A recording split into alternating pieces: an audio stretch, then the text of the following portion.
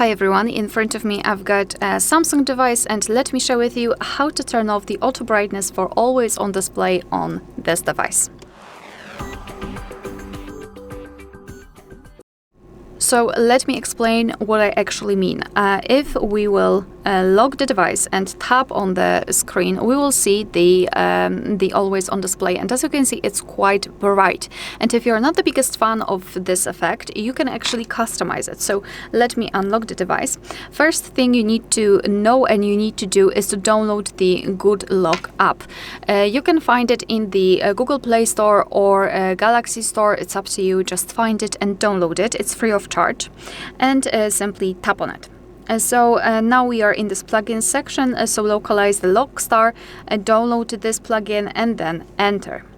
So here we've got the preview of the lock screen. So the first thing we need to do is to tap on the LockStar and switch to always on display. Now we've got this option AOD auto brightness, so let's tap on it and tap on the switcher to turn it off.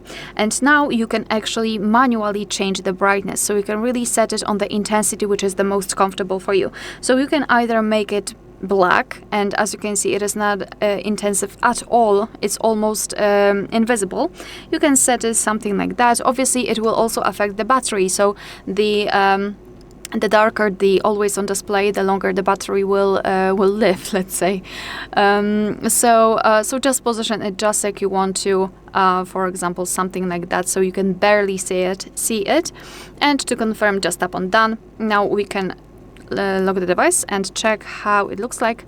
And as you can see, it is, at least in this lightning, it's barely visible. But as I said, just do whatever you want here and set the intensity which is the most comfortable for you. Alright, so that will be all. Thank you so much for watching. Please hit the subscribe button and leave the thumbs up.